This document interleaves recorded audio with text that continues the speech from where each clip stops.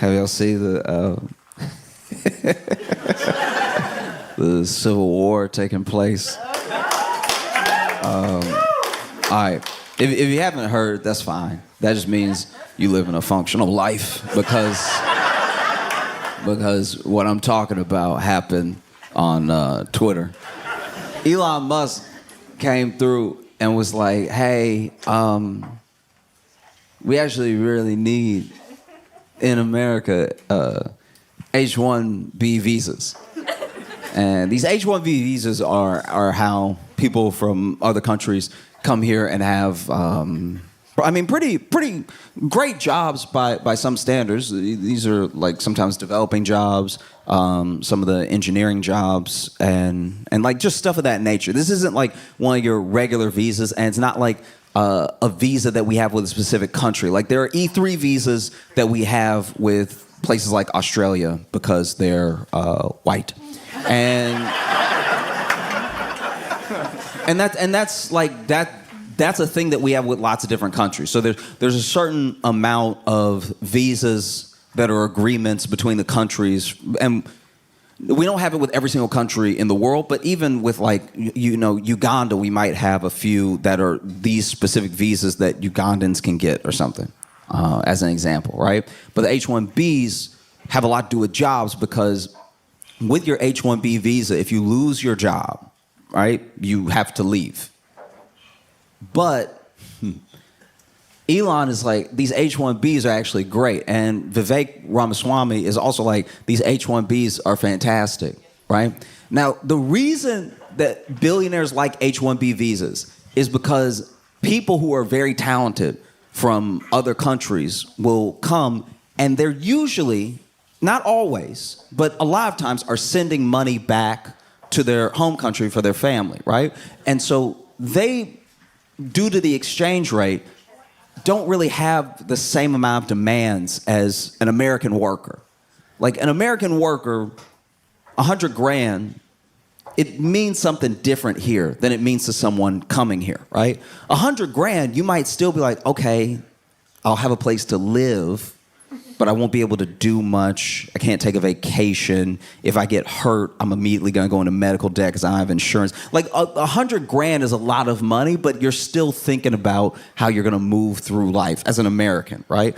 But if you're coming from somewhere, especially if you're coming from somewhere where this is the biggest opportunity you've had up until this point, you're thinking $100,000. Okay, look, I can have roommates. I don't care about having roommates. I'll have as many roommates as it takes to keep as much of that $100,000 after taxes that I'm going to keep in my pocket, so that way I can send money home. And the money that I send home due to the exchange rate is fantastic, right? So now I can maybe even retire my parents off of this $100,000, $120,000 job back where I'm from. So when they come over here, they are working these like crazy hours. Like we're talking like 80-hour work weeks, fluctuations, and what the job description is and stuff like that. And they don't complain, because if they complain, they could be fired. And if they get fired, they're immediately deported. They start all over again, right? So that's why Elon and Vivek love H-1B visas. So MAGA as a movement is very upset with this sort of thing, because the whole idea of Trump winning and Elon and Vivek making that Department of Government Efficiency, which is only named that so that it will be called Doge, which is low-key one of the most unserious things I've ever seen in my entire life. Like, that was when I was like, oh yeah, we're cooked. That's very bad. Y'all, if you had gone back 20 years and told somebody that eventually there would be someone, I mean, these are like made up jobs. Like Trump would actually have to do what they say to make them official. Right now, they don't even really exist in theory, right? It's just an idea of what might happen. I mean, who knows now? But like, if you went back 20 years and you told someone eventually there would be a government body that only had its name so it could be the acronym CAKE,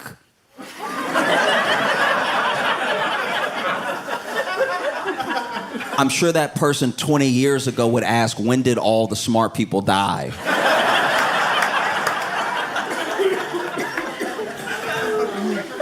And so, and so, and so, Vivek tweets and Elon tweets, and everyone, I don't know, is so mad. Okay, so basically, MAGA sees the H-1B visas as like taking American jobs, and not in a Mexican immigrant way.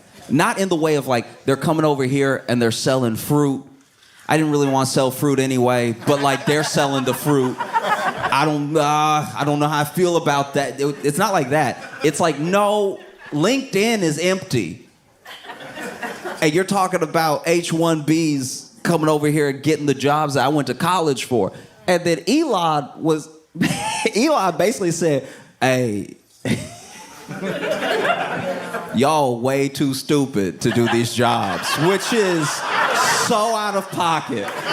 That's so crazy. That, in a weird way, this whole ordeal almost made me feel kind of bad for MAGA as a movement, because when you think about it, a lot of why MAGA started is because, whether you want to put them in quotations as elites or like coastal elites or just people with money, those people for a long time, and this is something that I don't like, that I've seen for a long time, because it's a city rule thing that we do to each other a lot, where there are a lot of city people that look down on like rural people in a rural lifestyle, because they're like, oh, you're not educated. But then the people in the rural areas look at city people and they're like, you actually can't keep yourself alive. Do you know what I mean? Like you I know you've read more than me, but like, how do you... Where does water come from? Tell me where water comes from. Oh, the bottle? Oh, okay. Oh, it comes from a bottle. That's cute. All right. Because don't get me wrong, as well-educated city people who I've been around, I've lived in lots of different places, and I travel around the country as often as I can, so I do my best to meet everyone so I can understand. I want to have as many pieces of the puzzle as I can to see where people are coming from, how we get places, right? And when I tell you that there are people who I know are very smart, very, very intelligent people, very smart people, but when you tell them that water comes from the ground, they look at you like, well, you must be drinking dirty water, because not my Icelandic, no. Guys, so Elon basically says y'all are like way too dumb to do these jobs. Like, I've seen your American schools, I've seen your colleges, and your colleges don't even match other countries' high schools. And the sort of general MAGA response to that was like, well, okay, but you agreed with us for the past like 4 or 5 years that the American college system was broken and that it's too woke and that we need to fix it and we need to change things up. And he was like, yeah, but you still dumb. Like that doesn't change. I don't think Yeah, I don't like it either, but that doesn't make you smarter that you went to a dumb school. And so then they lose it. And then MAGA was like, oh, okay, I didn't know you felt that way, you South African.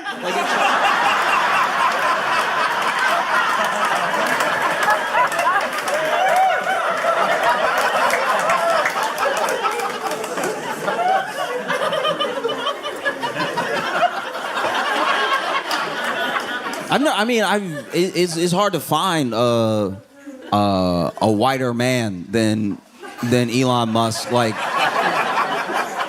no, I mean like literally and figuratively in a sense, because he's very. Oof. You know what I mean? Like the sun, not a friend, right? But the way they were calling that dude African, just You ever? Because they're like African, but then, I'm an African American, and I've never had racism miss me like the Matrix.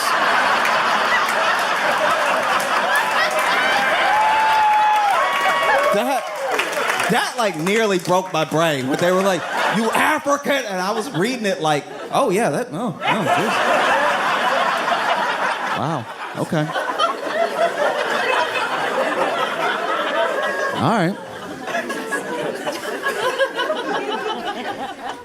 Elon has the most money in the world, the richest man in the world, and this is how you know that the path to riches is a dead end, because this man has always had money, and he has more money than anybody. And he plays with different people. Sometimes he's number 2 for like a day. Sometimes he's number 1 for a week. But he's richest man in the world, is safe to say, right? I'm sure somebody can pull me up 4 months from now and be like, actually, this other person. It's like, yeah, for 20 minutes. But like, it's richest person in the world, and he's still deeply, deeply missing everything about what a joyous life is. He's the richest person in the world, right? But out of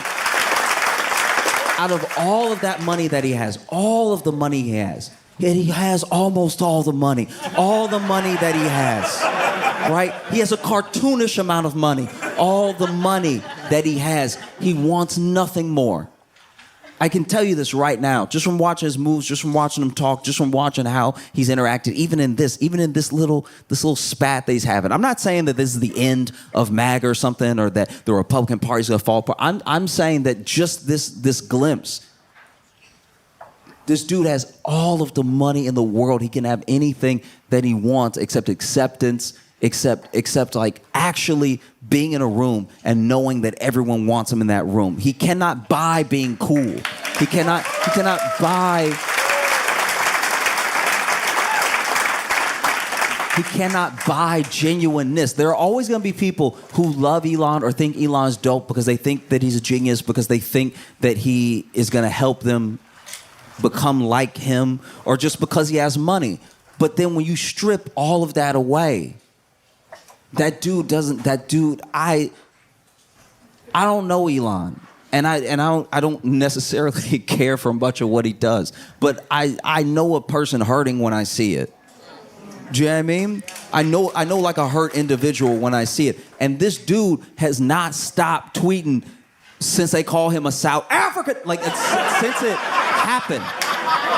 They have been coming for this dude's neck nonstop. And it's like sometimes I don't know. Sometimes you see something, you're like, oh, that's a lot. You know what I mean?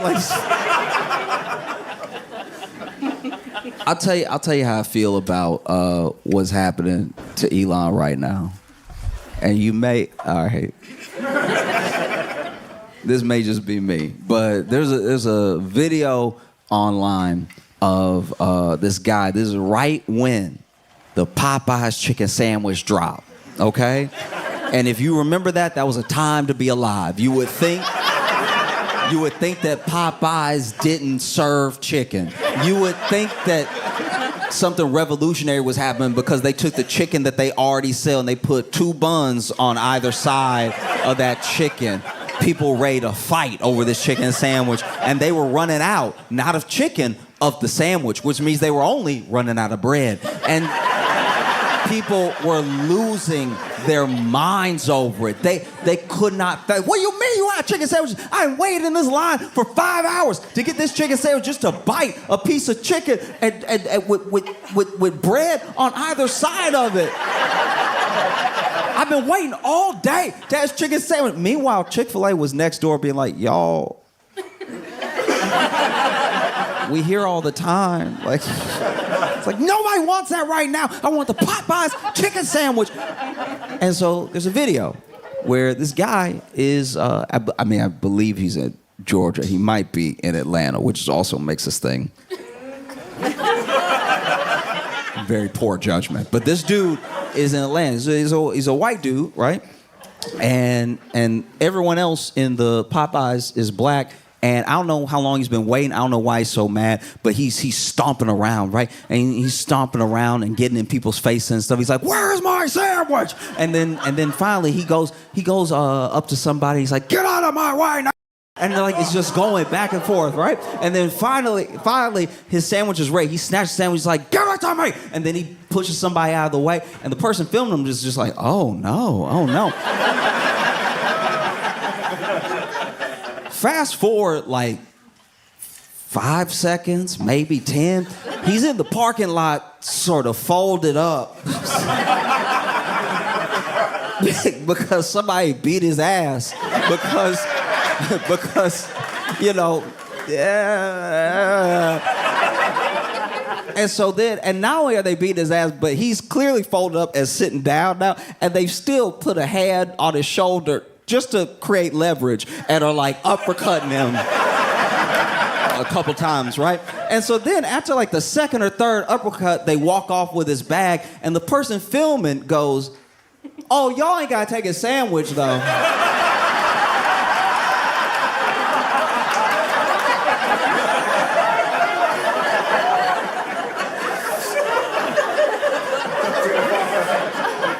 Which is weirdly, I don't know, which is a very short, but a very poignant, like lesson about racism, or at least how people who experience racism treat the people who are racist towards them, right? Because even in this hateful thing, there's this line that's like, "Oh, okay, but that was enough." Do you know what I mean? And so when there are people who rarely or never experience racism, and it's a new feeling, it's a new type of anger, it's a new type of hurt, they're not gonna know what's enough because they're not practiced in what it feels like to find a level with it. Do you know what I mean? There are things that happen in the world, and they're sick and they're racist, and then it's not something that you can always change or resolve, but you have to move on with your life. You have to live, you know? So you can fight back as best as you can, and you can distance yourself as best you can, create safety as best you can, but that will be out there. So when like someone who is not used to the practice of dealing with that thing feels it for the first time, nothing will ever be enough. And so because nothing is enough, they went after Elon in a way where I was like, "Oh, y'all ain't got to do all that."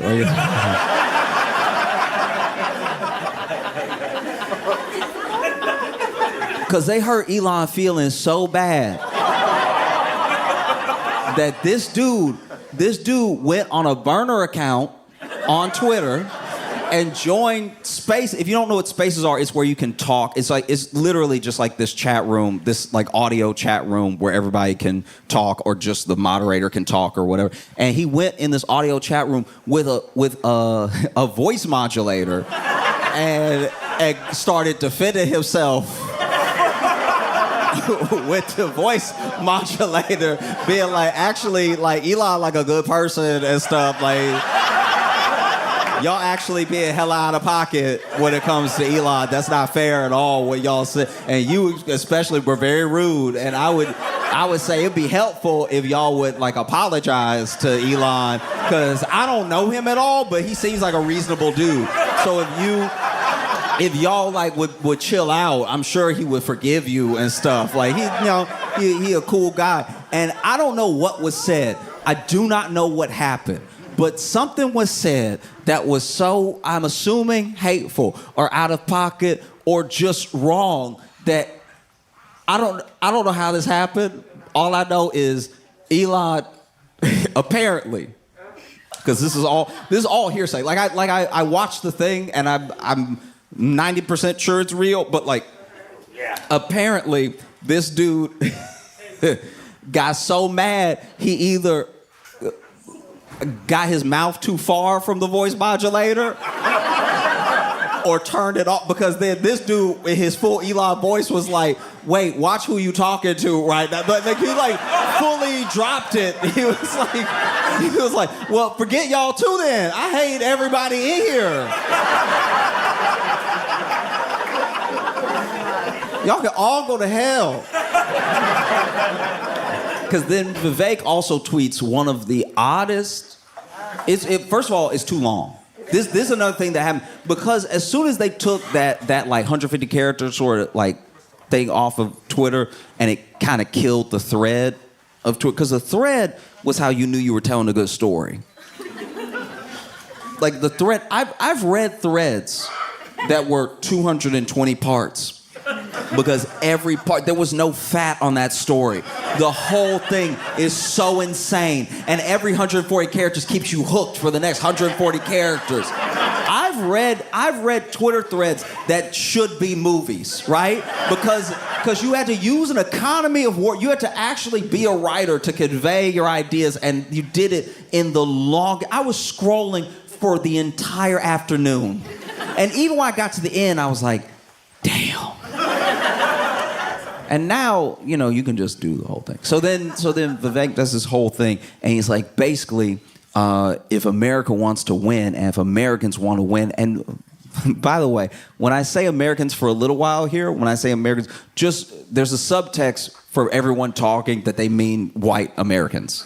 just so you know, because sometimes people say Americans, and then well-meaning people go, no, we're all... And I'm like, all right. So Vivek is like, if Americans want to win, then, it comes down to culture. And right now, your culture is trash. It's basically... It's basically a bunch of jocks looking at people who read like they're the dumb ones, even though the jocks are the dumb ones. And we're obsessed with pretty stuff, shiny stuff and everything. And if you pick up some books and if you do a little less, like Instagram, whatever you do, maybe you'll be worth hiring. That's at least how it sounded. And I was not that pressed about the whole Vivek thing. One, because I knew he wasn't talking to me. And two, because I've heard this sort of thing my entire life. No one is more used to this type of condescension than black people. You know what I mean? Because with black people, we're the ones where we're like, hey, I did all the stuff you said to do. I went to the right school, actually got a scholarship. I did the internship, and I am passionate about this field. Can I get a job? And they're like, ah.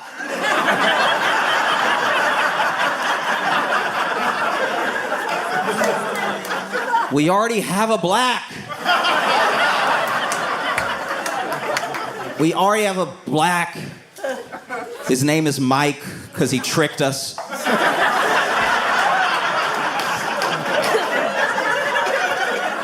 We already have a...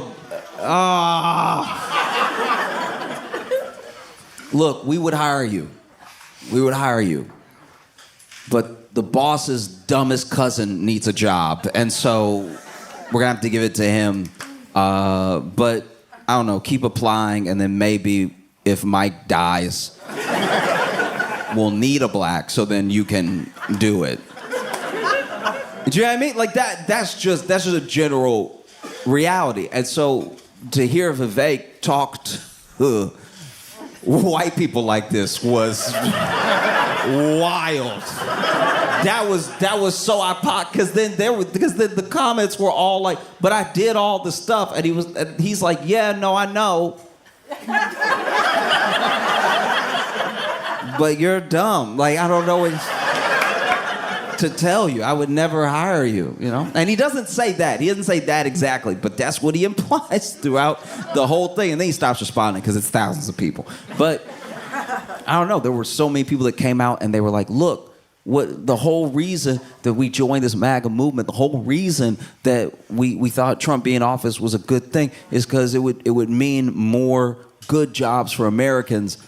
And look, if you genuinely believed that, then I don't. You know what I mean? No, I'm not being a dick. I'm saying if you If you genuinely believe that, then like, that's bad. You know how...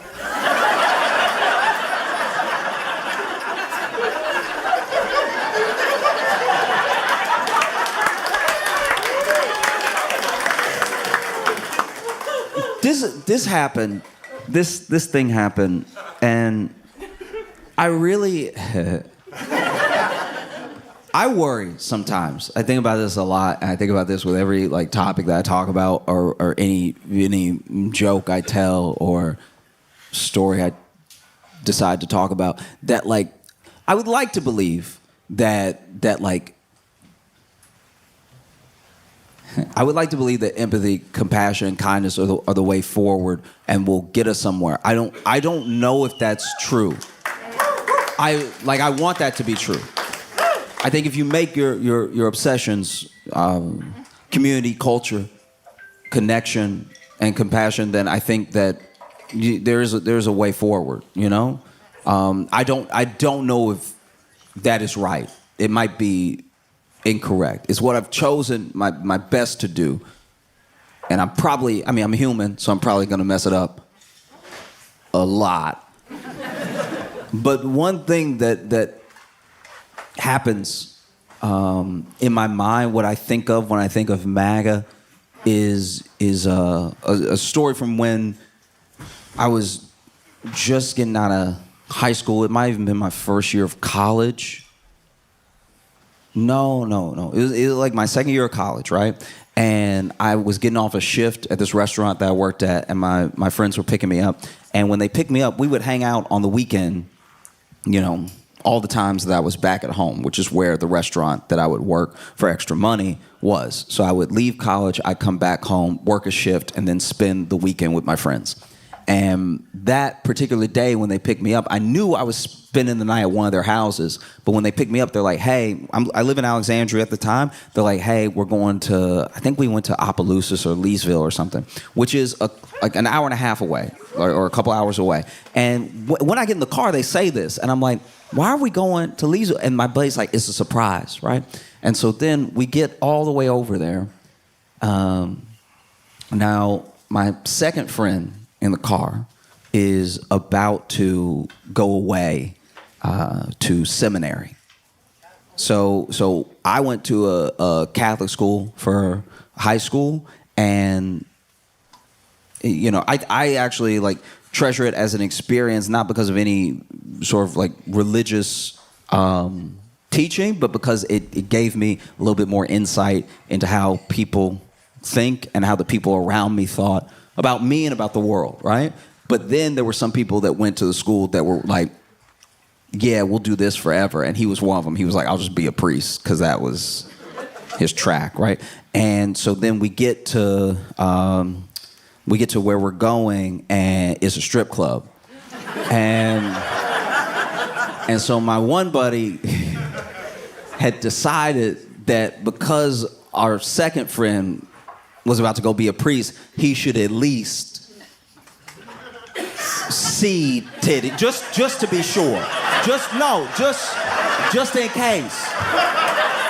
That he should see what they, you know, that they round and beautiful and so.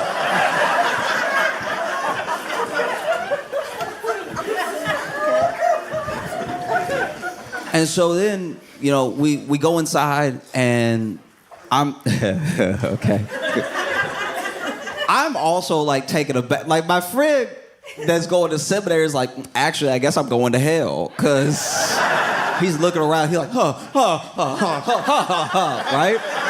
I'm just generally slightly uncomfortable because it took me. I was like a late bloomer, sort of like accepting myself and like accepting my.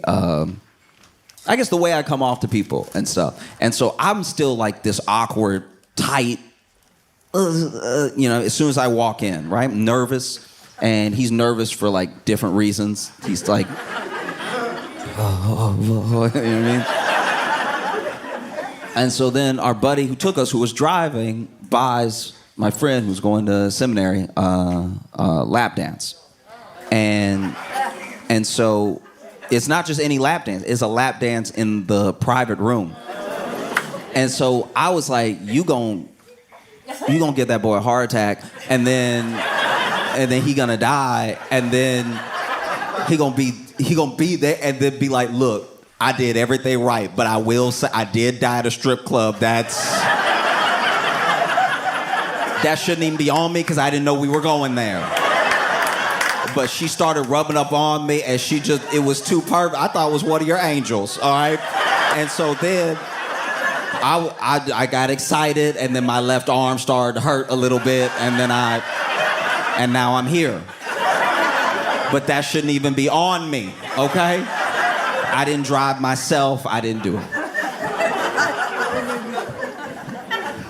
And so then, he goes private room, lap dance, and he comes out of the room, a new man.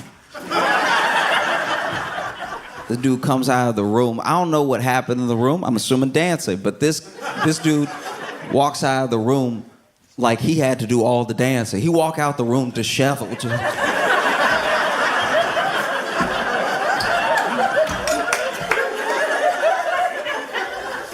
And he goes up to our friend and he's like, do you have money for one more dance?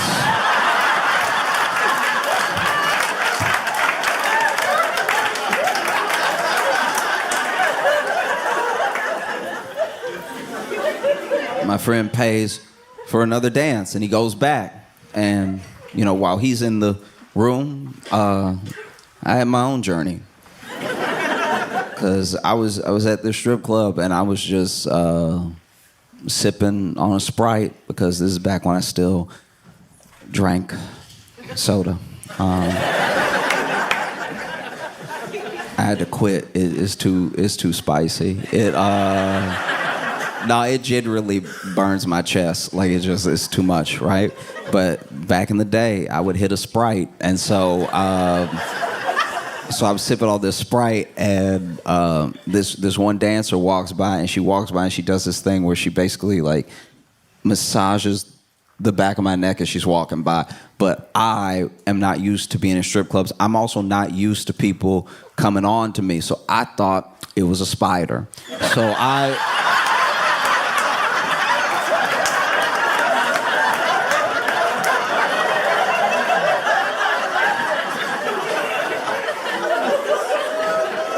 And so I thought it was a spider, so I started swinging. And I didn't hit anything, but I still was like...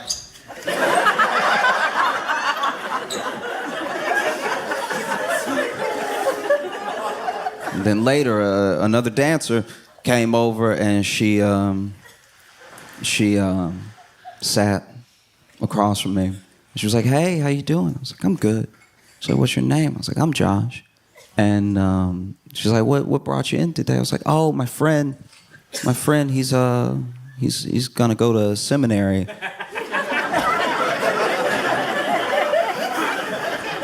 And so we brought him here.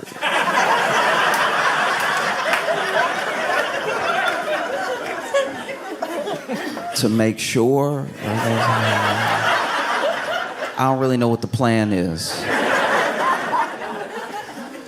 And she's like, oh, okay, yeah, that's a funny story. You're funny. And I was like, I didn't say anything funny. And he's like, oh, well, you're kind of cute. And I was like, oh, thank you. So you want to buy me a drink? And I was like, oh, yeah, sure. Do you want a Sprite? I'm drinking a Sprite. And then she smiled, very sweet smile, and then she got up and pushed her chair in and walked over to some of the other dancers. And she was, I don't know if she knew I could hear her. There was music playing, so I know she was yelling it to let them know, but I was still within earshot when she said, she gets up and she goes to the other lady. She's like, oh, y'all, don't worry. He's slow. Don't...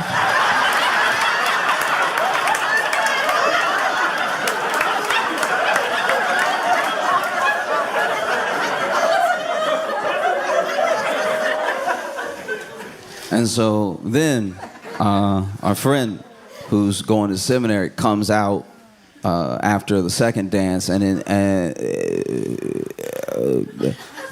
whatever happened the first time happened worse the second time, because now he like walking out, but he's sort of holding his arm too, and he's like,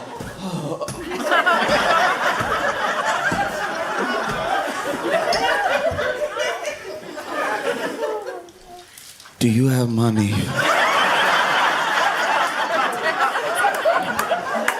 for one more dance?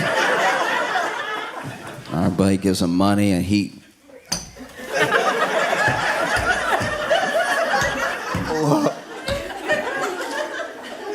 goes in there, and I'm sitting with my buddy who brought him, and he's the only one out of all of us who's like chill in this situation. And like I don't know if he was like a cool guy anyway, but maybe he had just been to strip clubs before, but he was just not fazed. He was just like, oh, I'll get you a drink, yeah.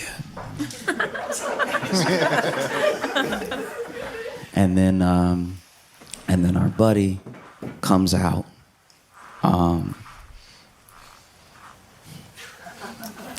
of the private dance room, and honestly, nothing working. I was worried that he had lost his sight, because he walked out like,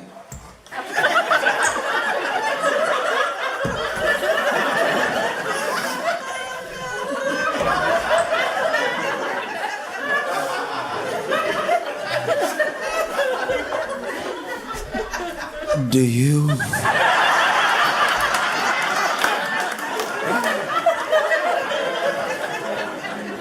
And our friend says, I'm sorry, man, but that's all the money that I had. It's probably best that we head home now anyway. And we get in the car. We're headed back. And it's not that long before. It's not like silent. We play a little music and stuff, but nobody's really talking. And then finally, our buddy that's going breaks the silence, and he's like, I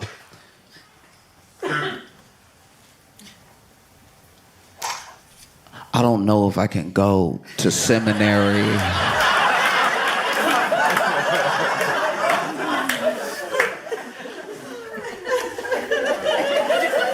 In that moment, I had my own dilemma, because I was like, does that shouldn't land on me though. Like I shouldn't. That shouldn't be any of my hell though, because we technically broke he was a pre-priest, but like there's gonna not be a priest now because of what happened tonight. But that's not on me, because I didn't drive us here, and I didn't have a ride. So then and Uber wasn't a thing yet, so I couldn't have gone. And it would have been too expensive anyway, so I was just along for the ride, and now I'm in here, and then he talking about he not gonna...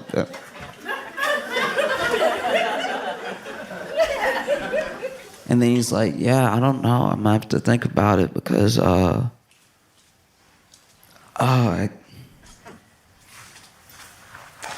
think Cherry loves me.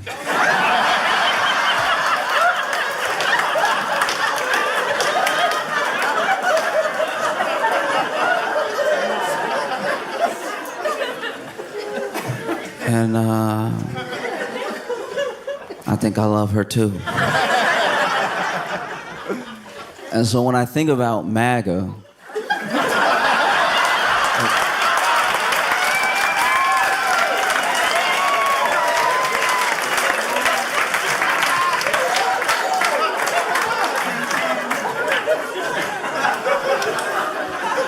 it feels like they love this dude, and he thinks, oh, I have their love, I'm good. And they think we love him and he loves us. But he's just up there dancing.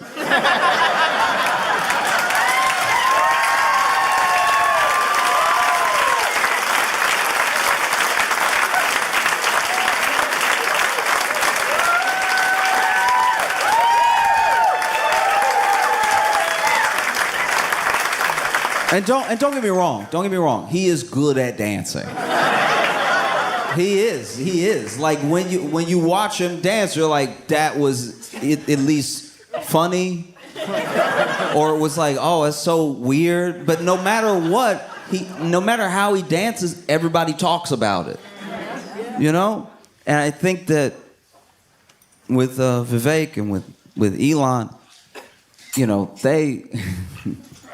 they're real businessmen, and so they think about their business and how to improve it, how to make more money, how to make sure that they have people that aren't going to unionize, aren't going to stir up trouble or anything. And MAGA is genuinely in this place. You don't get to MAGA in a vacuum, you know. Yeah, I mean, I think there's a general social contract and understanding of what America is supposed to be for Americans, and the differences that we have, the way that we butt heads is the interpretation of that contract, right? For some people, that contract is just the Constitution, and they actually like live by it. They're actually like, no, it says this, so we should do this, right? And that's one way to take it. That's fine. And then there are people like me. There are people that at any point in American history have been deemed different or other, that see the contract as something that you might get by happenstance of having money, but is not going to be given to you outright. And then there are white Americans who believe in the contract, and they believe a part of the promise that's like unspoken, which is all of this, you'll have access to all of it. All of this is yours by virtue of you following the rules and doing what you're supposed to do, because this is your country. And so when Elon and Vivek, who are not the right white, do you know what I mean? Because when Elon crossed MAGA, he became a South African real quick. Like that was. And Vivek, I don't know, y'all, bro, you were never in. Like you were never. But when they made these points, and when they gave a lot of that movement what is genuinely some of the hard truth, it's like, all right, if you think college is broken and woke and whatever, if that really is your opinion that you hold, then you do your best to change the thing. You don't throw the thing out. You don't go, guys, I don't like gender studies, so now math is also gay. Do you know what I mean? Like, if you don't like gender studies, then don't major in gender studies. Like that's a quick and easy path to not have to deal with gender studies. This should just be like, I will just do the And so I don't know how the war is going to end. You know what I mean? I don't, because it's weird. I thought this would take at least until February.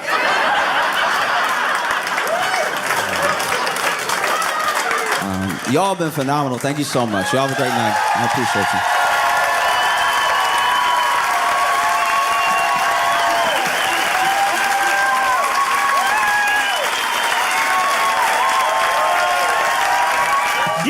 Josh Johnson.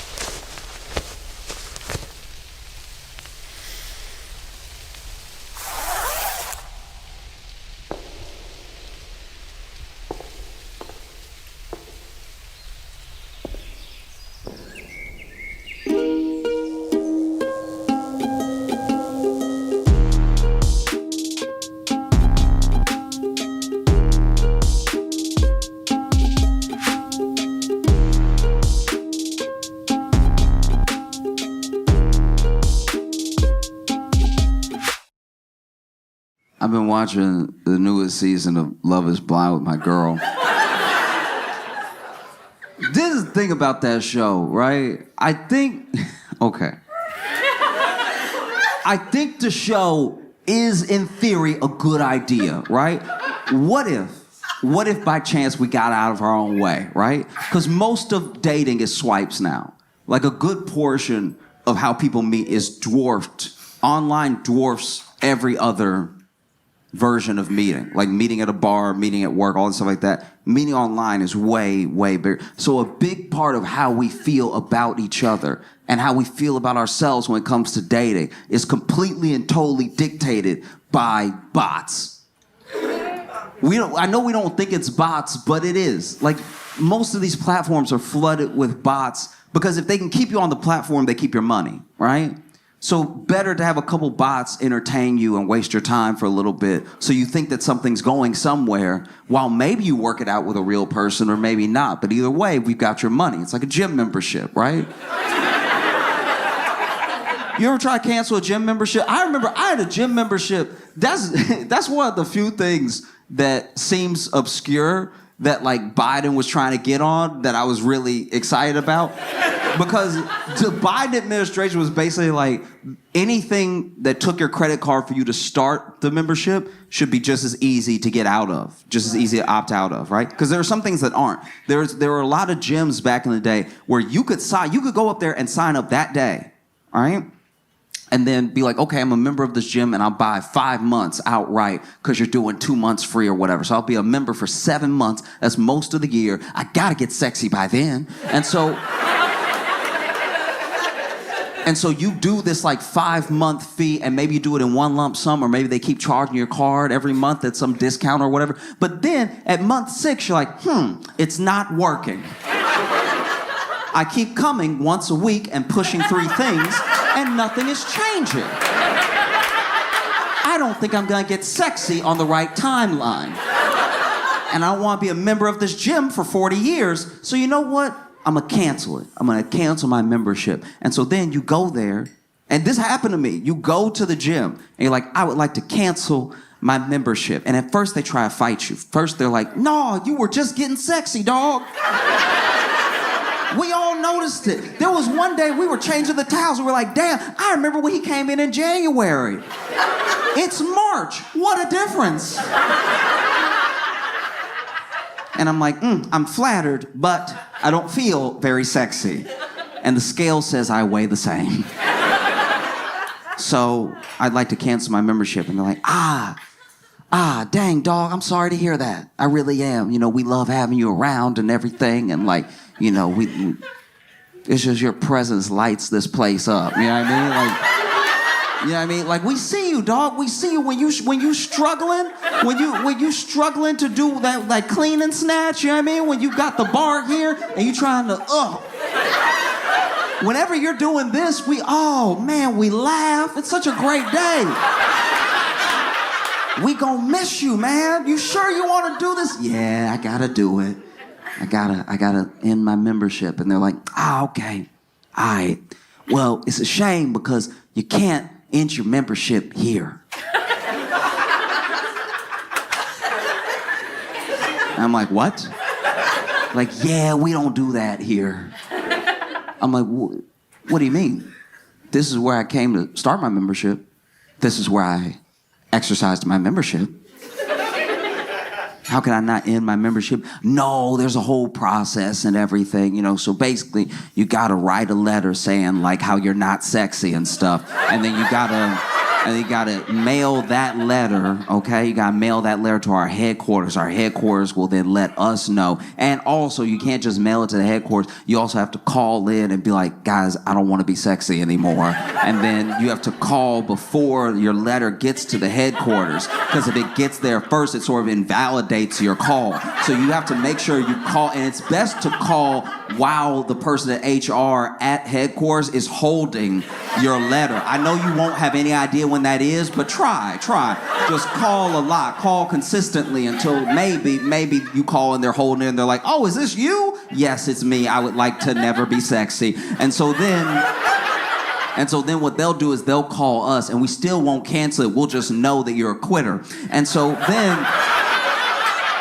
then after they call us, we will call the department, which is a third party that actually handles our memberships, and tell them to take you off of the mailing list, just the mailing list. But eventually, once you've been off the mailing list for long enough, we'll stop charging your card.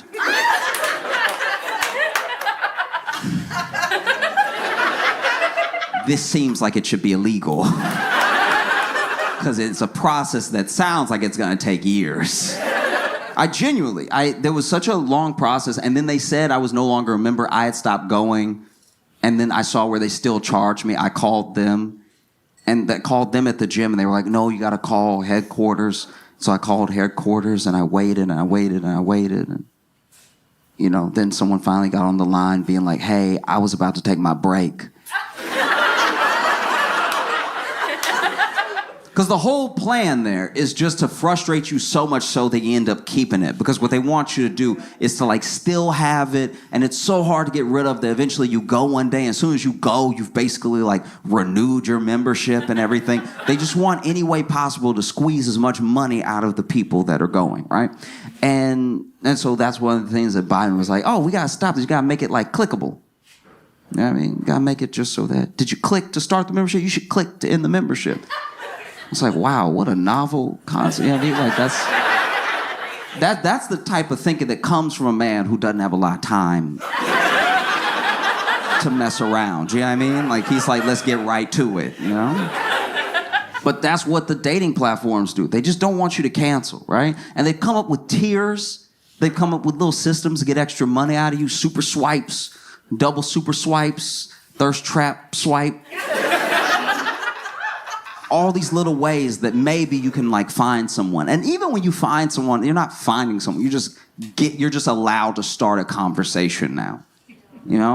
And so what if we got out of our own way? What if that really happened? Where people who genuinely wanted to find someone and didn't want to have any barriers on them, any sort of expectations or even some of their own preferences, right? Just wanted to get to know a person just as they are, right? We're just going to talk. And what if we talked for so long, so many times, that we covered the amount of talking that it usually takes people in the real world months to cover?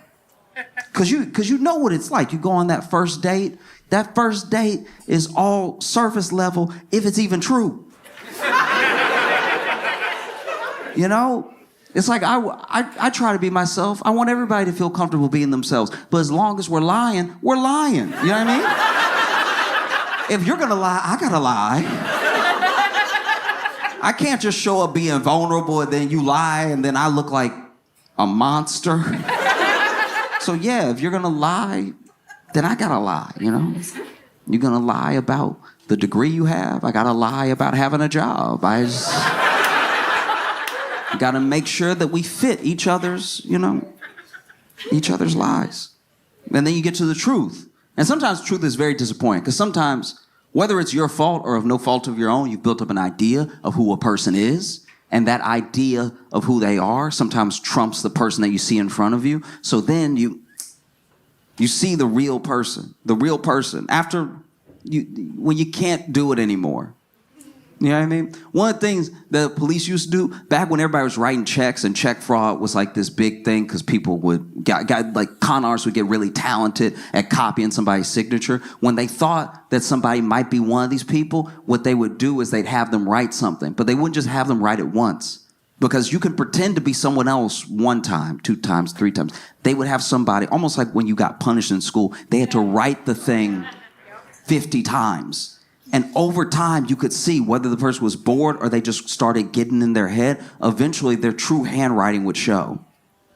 And that's what we do when we get to know a person. After 3 months, you're like, look. There's a lot I didn't tell you about because I want you to stay.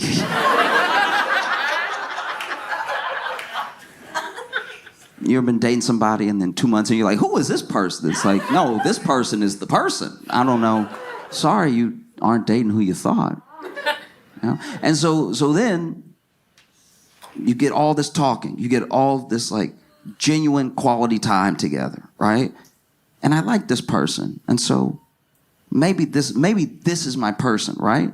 And how long would it take if all we did was talk, if all we did was really get to know each other? How long would it really take for us to fall in love with a person? Probably as long as production allows, you know what I mean? But like, but still, you see these people on this show, and within 9 days of being on the show and being in the pods, they're talking about I love you to this person that they've never seen, that they've never met, but they've talked so much. And a part of you thinks, this person's dumb, this person's crazy. I don't think they are. I think if you got to do a deep dive into a person, you could find whether or not you like really loved everything about this person, how their mind works, their sense of humor, all the little push and pull that the relationship has, you know? And then they do the reveal, which is usually where things go awry. Because it's hard to get out of your own way, and it's hard to change your nature, especially in 9 days, right? And so then sometimes they do this reveal. If you never watched the show, they're in the pods, and they chat, and they chat, and they chat, and then people are picking each other as they're chatting. And you're really picking off a personality. You don't know what this person is like, you know? Sometimes you're watching the show, and you're like, these two look like they would go together in the real world, and they're not picking each other now. That's so interesting, right? Then they do the reveal. The reveal is like, they're across a hallway with this carpet and the doors open and they see each other for the first time. And, you know, a lot of times it goes great. They get really excited. Oh, I happen to be in love with a person who happens to be beautiful. What a bonus. And then sometimes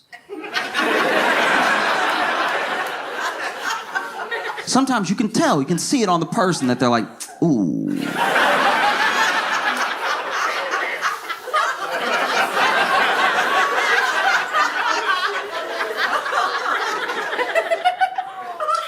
I am not blind.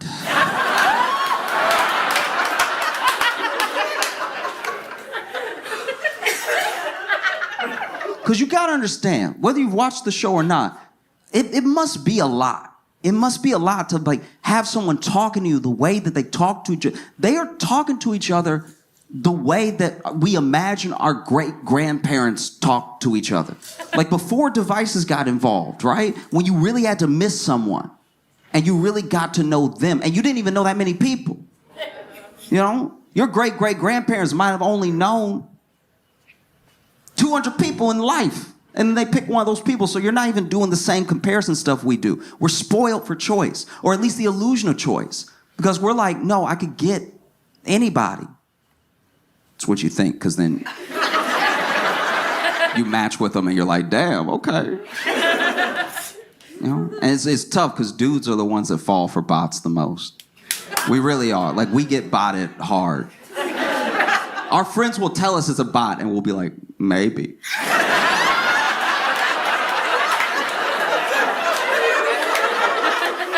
Maybe. Or maybe she's just into me.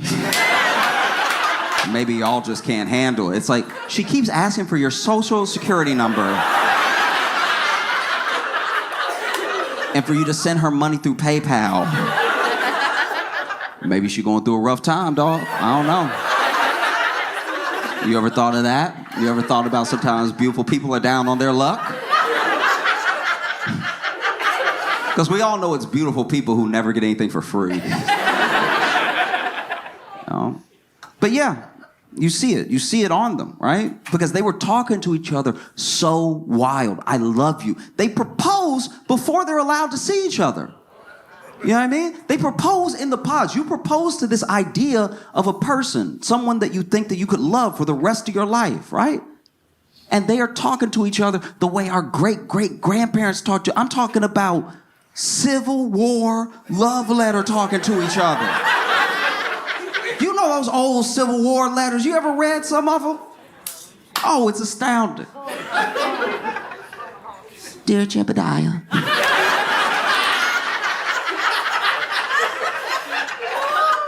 I miss you terribly. And I can't wait to once again feel the brush of your long beard upon my face. I hope and pray for the day that I see you on the horizon and know that you are home for good. Love, Magnolia. Like they just be named after flowers back then for no reason. There's a bunch of roses and magnolias and tulips and stuff. And sometimes, I've read some of these letters and I've watched documentaries about, people that they've honed in on that we know the most about and everything. Sometimes those letters got nasty. Every once in a while, those letters... My dearest Magnolia.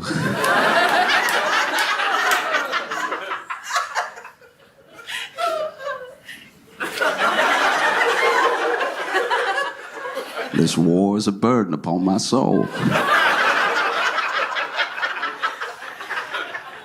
What keeps my fire alight is thinking of your warm embrace. I shudder to think if this letter is read by anybody but its intended.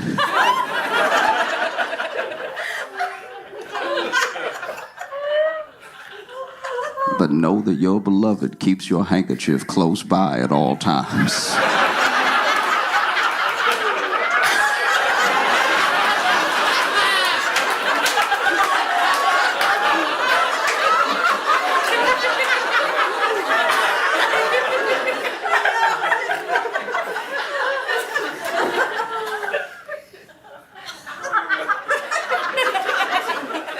Your dearest Jebediah. With the long D.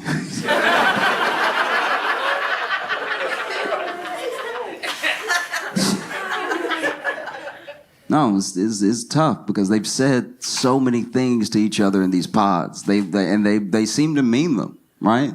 Because that's the other thing you can suss out a little bit more. When you're not swayed by someone's looks, what they just say, what does that mean? And you can really talk the thing out, whatever it is, right? And they see each other, and sometimes it goes well, sometimes it doesn't. Sometimes this engagement falls apart right after, soon after. Sometimes they, say no. I can't marry you, right? Watching this season, I don't know. Everything I'm saying applies to the entirety of the idea. So it's not about any one person or group or season. It's just like that idea, like what happens if we get out of our own way, But it's also hard because this is my thing about that show, is that by and large, every season of it I've seen, they are picking pretty good-looking people. Do you know what I mean? Like they're picking people who these are gorgeous people, right? They have yet to pick someone that I'm really like,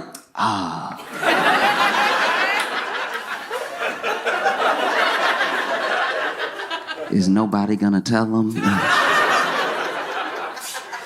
you know what I mean? This is where I lose you. Okay.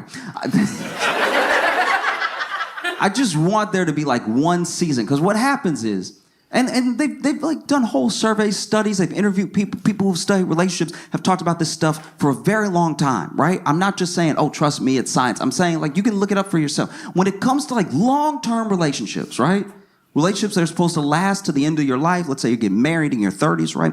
That they found that like women are, by and large, better partners to have, right? And it's because of the things that nurture a relationship are the things that women are usually the ones doing, right? Not saying there aren't great boyfriends and husbands out there. I'm just saying that like usually what upholds and keeps a relationship going is like some of the action, some of the planning, some of the thinking of the women in those relationships, okay? And this isn't to paint anyone as an angel either. I know relationships end for all sorts of reasons. It's just that like we all have our preferences, right? Every single one of us. And I don't necessarily think that that's a bad thing, We all have our you might want the person that you end up with, no matter who you date, no matter who you love, to at least have like a head. That would be nice. A head would be nice. I'm just throwing it out there. I'm not trying to... You would assume they have a head. And then as long as they have a head, there might be things that you like about the face on that head. And then you pick and you pick and you pick and you find the people, whatever. But just sometimes whenever people are in a noble pursuit, how they get there is not always questioned because the pursuit is noble, right? And so because so many people are trying to find their forever person, the ways in which that they are shallow sometimes don't get addressed as much because the overall pursuit is noble, right? It's much easier to come down on someone who's just like hardcore participating in like hookup culture for being shallow because we can just cast away the whole idea as trashy, right? But when someone's looking for like long-term love and they're being shallow, it's just kind of harder to call them out because they're looking for their forever person anyway, right? So it's just one season of Love is Blind. I would just love if they do the regular show. You can even pick all the good-looking people that you want. That's fine. Just pick all good-looking people. And I want good dudes, by the way, real good dudes. Like good dudes where you do the research. He volunteers and he donates to the charities and he taking care of somebody sick. Really good dudes, right? But then when they do the reveal, right, and the doors open and they're standing across from each other, I just want every single one, every one of those dudes to be short. That would be great. That would be fire. That would be so good. And I don't mean short as in like 5'8". I don't mean regular height, but calling them short because your friends are tall. I'm talking about cartoonishly short. I want these dudes, I'm talking about the 4'11s of the world. I want these dudes to be so excited and so little that when they're running to their bride, they really got to do that step. You know what I'm talking about? You know when somebody real short, they need the extra steps, and so and she just, and they meet up in the middle, and they propose before they get to see each other. Sometimes they propose again as soon as they meet each other, right? You know, they propose, and since the beginning of the show, she's been saying, I just want to find love. Okay. Found him. He go to propose. He ain't got a kneel.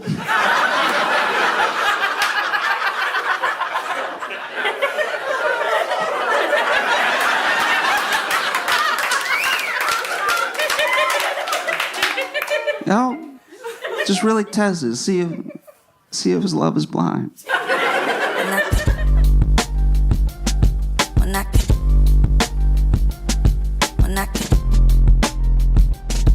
Mira,